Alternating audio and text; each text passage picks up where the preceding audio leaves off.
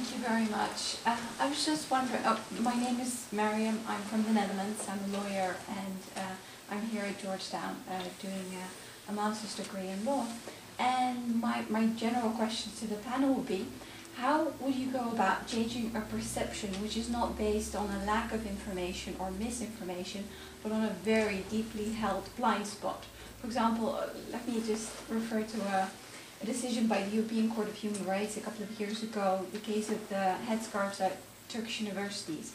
The court held that the Turkish ban on headscarves was justified because the headscarf is a symbol of gender equality and therefore goes against the principles in the European Convention on Human Rights. Even though the court held in, if you read the opinion, that this will violate the access of women to education and therefore is actually a violation of their rights even more than the perceived gender equality by the headscarf. But my question is, the judges that came up with these decisions, they are people who are highly educated, and they, I would assume, have access to all the information they need about Islamic law, about how the headscarf is perceived in the Islamic world, and yet they come to these conclusions. So how would you go about changing their perception of Islam? Thank you. Karamah has been engaged at length with European leaders, parliamentarians, Belgium, EU, Holland, elsewhere.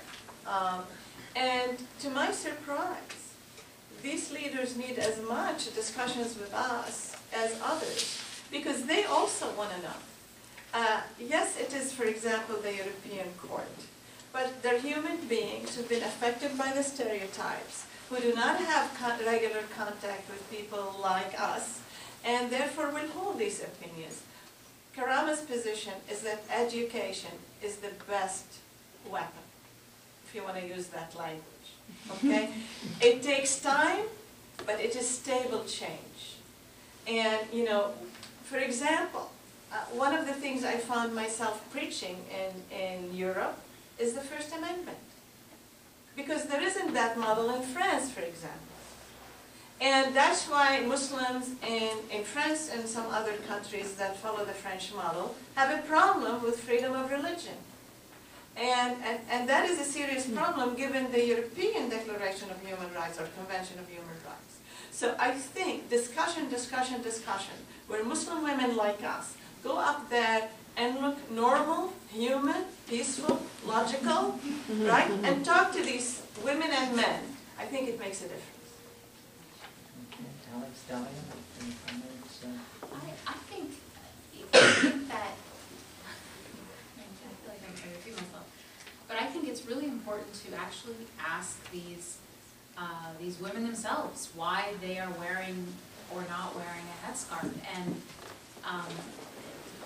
to say that the headscarf is a symbol of inequality and so we have to ban it is so patronizing that it's just amazing, because who decides what the symbol means? Who decides what, you know, is a miniskirt a symbol of gender inequality, so should we ban that? I mean, where are these ideas coming from? I think we need to ask people directly to speak for themselves. Let's give people a voice.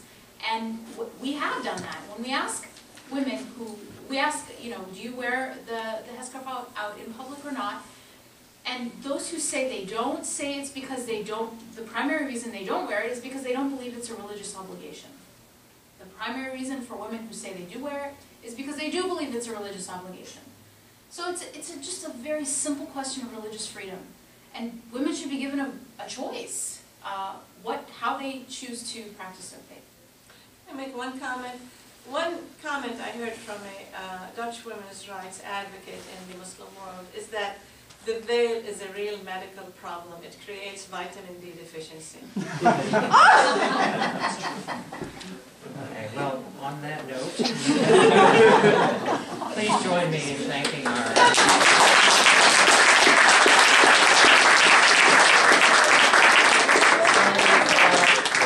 This evening could not have come together without the help and support support of a number of people. I just want to single out Gina Hassan and all the staff at Karamah who helped us, Daniel Tutt at Unity Productions Foundation, all volunteers and interns at various organizations who helped us pull this together. So please now do join us for coffee and dessert on the second floor. Thank you all for coming tonight.